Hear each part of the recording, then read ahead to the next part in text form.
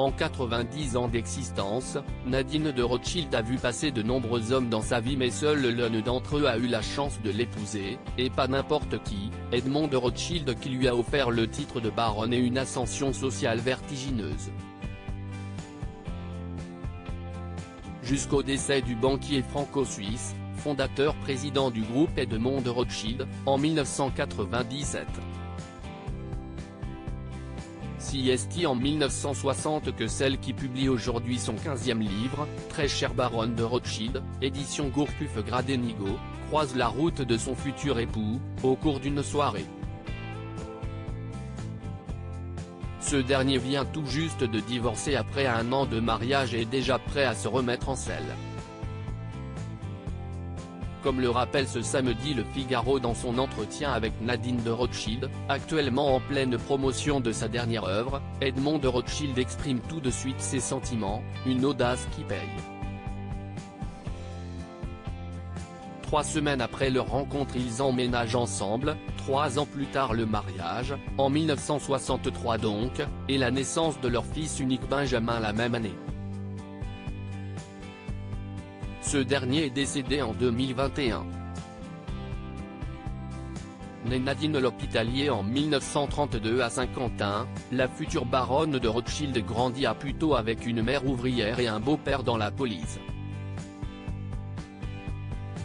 Repérée par le peintre Jean-Gabriel Doumergue après qu'elle a répondu à une annonce, Nadine de Rothschild est par la suite présentée au cinéaste Marc Allégret. Si alors que sa carrière d'actrice débute avec de multiples rencontres de taille, Henri Salvador, Gilbert Bécaud ou encore Charles Aznavour. Parmi elles également, celle avec un certain Georges Brassens. La petite fleur de Brassens, si elle celle qui se fait alors appeler Nadine Tallier inspire l'immense chanteur qui écrit pour elle une jolie fleur.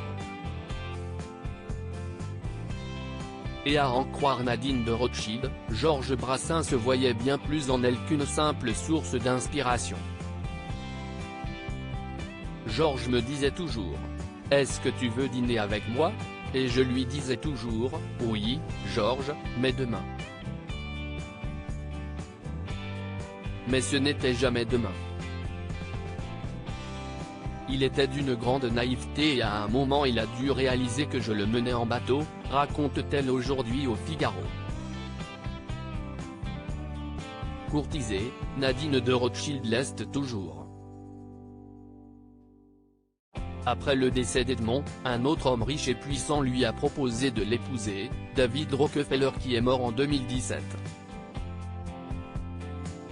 Comme il était un ami de la famille, il a pensé que l'on connaissait les mêmes personnes, que l'on avait les mêmes amis et que cela pourrait très bien faire un très bon mariage. Il était charmant, très bien élevé, courtois. On avait les mêmes habitudes. On fréquentait les mêmes milieux. Mais voilà, cela ne s'est pas fait, raconte la baronne de 90 ans au Figaro, qui lance que ce mariage aurait un avantage, celui de ne pas avoir à changer les initiales de sa bagagerie. Rockefeller, Rothschild, c'était la même chose.